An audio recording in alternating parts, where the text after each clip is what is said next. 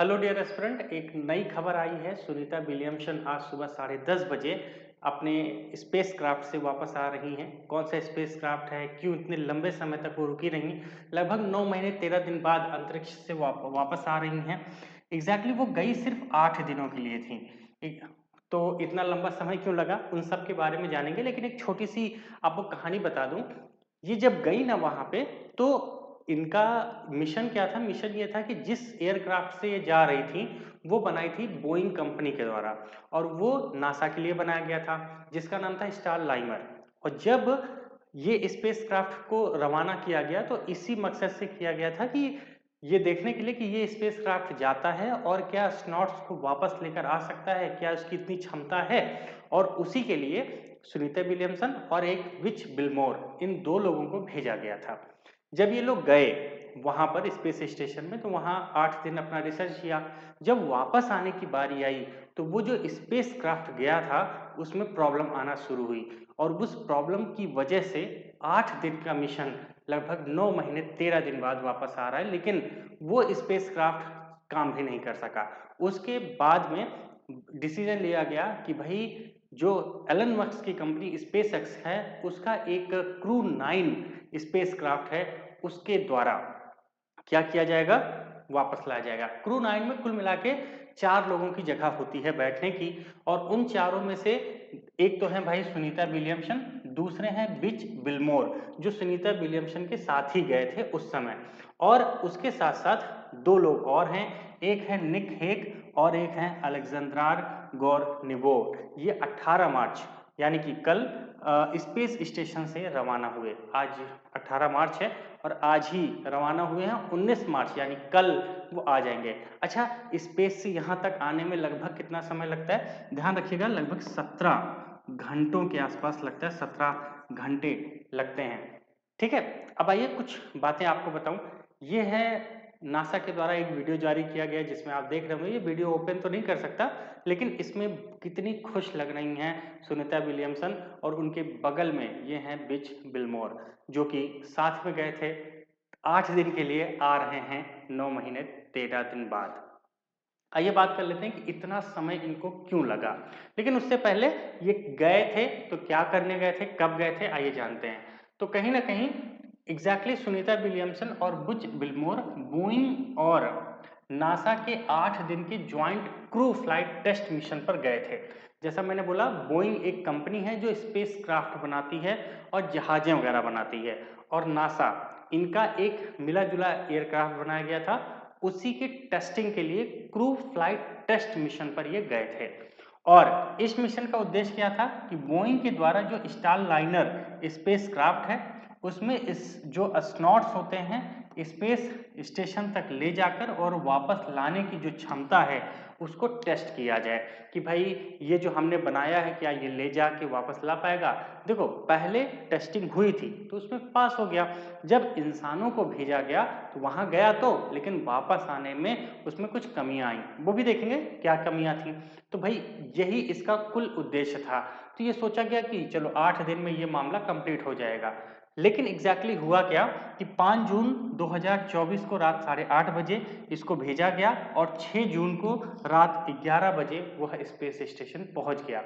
लेकिन प्रॉब्लम क्या आई, आइए अब इसके बारे में बात करते हैं। एग्जैक्टली होता क्या है कि जो ये स्टार लाइनर स्पेस क्राफ्ट था, इसके अंदर अगर मैं आपको इसको दिखाऊं, एक फोटो दिखाऊं, जैसे मान लीजिए ये है, तो ये एक स्पेस क्राफ्ट है। इसी में वापस आना होता है। इसमें बहुत सारे होल्स आपको ये छोटे छोटे दिख रहे होंगे, है ना? ऐसे बहुत सारे होल्स होते हैं और इधर भी होते हैं। इसमें क्या होता है, पावर जनरेशन होती है, थ्रस्ट, यानी कि वो धक्का देते हैं, क्योंकि जैसे इंजन्स लगे हैं, है ना, वो धक्का देते हैं जिससे स्पेसक्राफ्ट आगे बढ़ता है।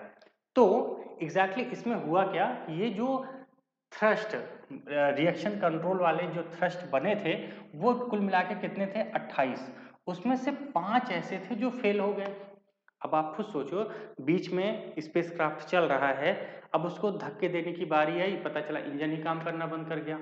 28 में से 5 जगहों पे ऐसी दिक्कतें देखने की मिली जहां पे स्टार लाइनर का जो स्पेसक्राफ्ट है उसके थ्रस्टर्स ही फेल हो गए। कितने 5 आउट ऑफ 28। अब ये सोचा गया भाई कि अभी तो 5 ही हुआ, मान लो हमने भेज दिया, रास्ते में और ज़्यादा खराब हो गया, तब तो ये वापस ही नहीं आ पाएंगे और हमारे एस्ट्रोनॉट की मौत हो जाएगी। इसीलिए आगे एक प्रॉब्लम और देखा गया, वो ये देखा गया कि 25 दिनों में 5 दिनों में जो हीलियम गैस होती है वो वहां से लीक होना शुरू हुई। एग्जैक्टली ये जो गैस है इसको पहुंचना कहाँ होता है, इंजन में, जिससे वहां पे इंजन चलेगा, बर्निंग होगी और थ्रस्ट जनरेट करेगा। लेकिन देखा गया कि वो लीक हो रही है, वहां तक पहुंच ही नहीं पा रही है। इस वजह से भी देखा गया कि जो प्रोपेलेंट है वो थ्रस्ट देने में प्रॉब्लम क्रिएट कर रहा था। तो पता चला भाई रास्ते में दिक्कत आ जाएगी। फिर क्या हुआ आगे, आगे ऐसे में सुरक्षित वापस लौटने में चिंताएं बढ़ने लगी, सिचुएशन बढ़ने लगी और बाद में डेटा का विश्लेषण किया गया और नासा ने फैसला किया कि स्टारलाइनर स्पेसक्राफ्ट सुनीता और बुच मिलमेर को वापस लाने के लिए सुरक्षित नहीं है, इसलिए वो अंतरिक्ष यात्रियों को बिना स्टारलाइन स्पेसक्राफ्ट के 6 सितंबर 2024 को पृथ्वी पर वापस ले आया गया। इसका मतलब यह है सुनीता और बुच मिलमेर तो नहीं आए, लेकिन वो जो स्पेसक्राफ्ट जो खराब हो रहा था उसको वापस बुला लिया गया 6 सितंबर 2024। अब आप सोचिए ये गए कब हैं, ये गए हैं भाई 5 जून को, यानी कि जून, जुलाई, अगस्त और सितंबर, 4 महीने तक वेट किया गया, उसको सही करने की कोशिश की गई और 4 महीने बाद वो स्पेसक्राफ्ट को वापस बुला लेते हैं।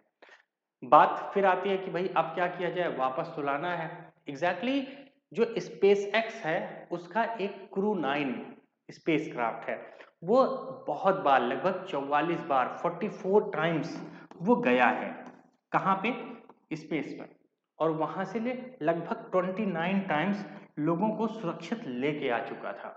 तो कहा गया भाई आप लेके जाओ। अच्छा डिले क्यों हुआ, क्योंकि इनका आना जाना जो ऑलरेडी वहां स्लॉट्स हैं उनको लेके बिजी शेड्यूल था, इसलिए सुनीता विलियमसन का नंबर ही नहीं आ पाया। लेकिन अब जाके सुनीता विलियमसन का नंबर आया, क्यों, क्योंकि कुल मिला के 4 ही लोग आ सकते हैं, इसलिए था, और अब जाके वो बात फाइनल हुई। तो आप देख रहे हैं ये फोटो है। अच्छा इतने दिन किए क्या, अब सीधी सी बात है भाई, गए 8 दिन के लिए थे, रुक गए 9 महीने।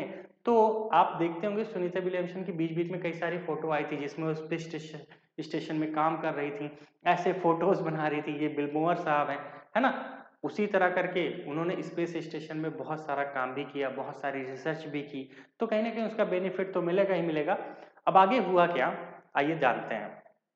ठीक है, तो नासा को लाने के लिए स्पेस एक्स का ड्रैगन क्रू कैप्सूल, जिसे क्रू 9 कहते हैं, ड्रैगन क्रू कैप्सूल को भेजा गया और कहा गया भाई इसी से ये वापस आएंगे। अब तक 49 बार उसको लॉन्च किया गया है, ड्रैगन कैप्सूल ने 44 बार इंटरनेशनल स्पेस स्टेशन की यात्रा की है और 29 बार फ्लाइट रीफ्लाइट हुआ, यानी कि 29 टाइम्स ये रीफ्लोन हुआ है, वापस आया है। तो कहीं ना कहीं एक्यूरेसी बहुत अच्छी है, तो इसीलिए इसको वापस लाया गया। अब आइए बात करते हैं ये होता क्या है। ये है जिसे हम कहते हैं कैप्सूल। एग्जैक्टली होता क्या है कि जब ये कैप्सूल, ये स्पेस स्टेशन है, ये जाके इसी में मिल जाता है और जो एस्ट्रोनॉट्स होते हैं, हो सकता है वो यहाँ रह रहे हो, यहाँ रह रहे हो, कहीं भी हो, तो वो उसी के थ्रू आके इस कैप्सूल में आके बैठ जाते हैं।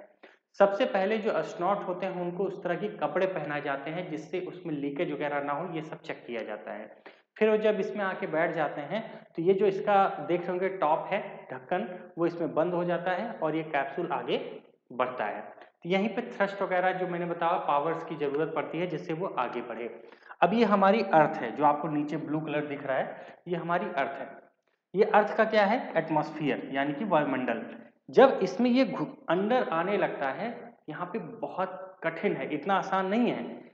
एंटर करते समय जो ये क्रू होता है, मतलब कि जो कैप्सूल है, इसकी जो स्पीड होती है वो लगभग 27,000 किलोमीटर पर आवर की स्पीड होती है। आप सोचिए क्या भयंकर स्पीड है, 27,000 किलोमीटर प्रति घंटा। और जो गर्मी होती है, यानी कि जो वायुमंडल है उसमें जो टेम्परेचर होता है वो लगभग 1650 सेल्सियस के आसपास, यानी कि आप समझ रहे हो 100 सेल्सियस पे पानी उबल जाता है भाई, 1650 सेंटीग्रेड का तापमान होता है, यानी कि इतने तापमान में तो इंसान हवा बन जाए, है ना, मतलब घूम, इस टाइप का, इतनी गर्मी होती है।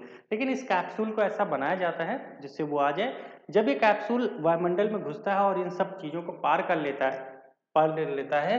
और उसके बाद जब 14,000 फीट की दूरी बचती है तो इसके क्या होते हैं, यहाँ पे जो आप ये सभी देख रहे हैं यहाँ पे होता है पैराशूट, और इसका पैराशूट ओपन होता है और ये धीरे धीरे धीरे उड़ के आके समुद्र के पास गिर जाता है और यहीं पर सुनीता विलियमसन उतरेंगी। इनके साथ 3 लोग और हैं, जैसा मैंने बताया, बिलमोर, हेग और एक वोल्मोर थे। ये सब थे, है ना, वापस आ जाते हैं। तो बस यही था, ध्यान रखिएगा। उम्मीद है आपको काफ़ी इंटरेस्टिंग बातें पता चली होंगी कि वहाँ प्रॉब्लम क्या हुई, वो आई क्यों। ठीक है, अभी हम लोग 1 अप्रैल से 50 डे 50 मैराथन ला रहे हैं यूपीएससी सीएससी प्रीलिम्स के लिए। तो जो बच्चे अभी तक हमें नहीं ज्वाइन किए हैं जरूर सब्सक्राइब कर लीजिए और 1 अप्रैल से हमारे साथ लगिए। विश्वास कीजिए आपका प्रीलिम्स हम बहुत आसान करेंगे। ठीक है, तो इतनी बात ध्यान रखिएगा, फिर मिलेंगे आप सभी का। Thank you so much, bye bye.